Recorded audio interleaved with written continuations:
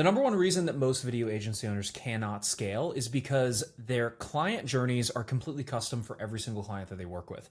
And this is a little bit of an illustration here, but we have worked with almost 700 video business owners, creative agencies at this point. And the number one reason why they cannot scale is because they don't have a productized service. And I'm going to go through today what a productized service looks like, how you can start engineering yours, and then how you can start building out a pod structure so you can start hiring people to buy back your time. So this is what most people's client journeys look like. It's basically, there's nothing documented, it's custom for every client, and it's not scalable. And people say, oh, well, we're a boutique creative agency. And that's fine if you do not want to scale. And the reason that boutique, and there is a reason that boutique agencies and people like that cap at 50, 60K a month, is because everything they do is custom. They become bottlenecked on the fulfillment side. And the reason is because every single thing is in the founder's brain. So like, if you're like, oh, it's not scalable, I can't hire anybody to do what I do, they're not good enough, it's because everything's in your brain. Nothing is documented. So there needs to be like a conveyor belt system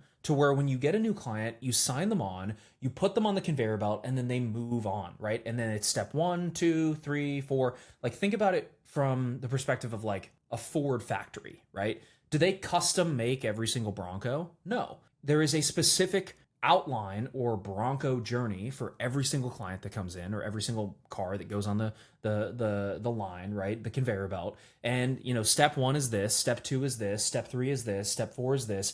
And your fulfillment process needs to look like that. And I talk to a lot of creatives who are like, ooh, but I don't want my clients to feel like it's not custom to them. It's like, it is custom to them, but it's the same process every single time. And if you don't have that client journey processed out, you're always going to get capped because you're going to be putting out fires in fulfillment. You're never going to be able to hire a CSM, an editor, a videographer, because everything you're doing is custom and it changes every time. And a good litmus test for this is, if you got 100 new clients tomorrow, would you be able to fulfill on those clients? And if the answer is like, oh my God, no, I have no idea what I would do because every single client has a different thing, then like, that's your problem, right? So what you really need to have your fulfillment process look like, and we've gone through this in different videos, is this, right? So it's like, client comes in, they close the sale, sales call, like the closer or whoever is closing it puts them on an onboarding call with the CSM manager, and then it's 1, 2, 3, 4, and you have your whole journey mapped out, right? Everything is completely mapped out. And it's activation point 1, 2, and 3. And these activation points are basically things that are milestones in their journey with you. We've talked about this in different videos. And then from there, once they reach activation point 3, there's a choreographed point where you do a case study with them, right? And then you renew them and ascend them into paying you more money over time. And then what you can do here is you can have a CSM guide them through the process. And because everything is templated out and choreographed out, when you get a new client, it's as simple as making a new Slack channel and then making a copy of your Monday board. So it's like, okay, great, new client, copy the Monday board, plug in their information, put them on the activation belt, right? The client journey belt, and then it's boom, off to the races next. And then each person on your team, whether it's a social media manager, videographer, editor, graphic designer, anybody who's within the company, right? They know exactly what to do because it's the same thing every single time, right? And a lot of people struggle with this because they don't know how to scale because everything's custom, right? How are you going to teach a CSM or a videographer or an editor or a social media manager what to do if the process is not documented? Like, it needs to be documented. There needs to be a specific like SOP or standard operating procedure on every single thing that you do, because then you don't become the bottleneck anymore.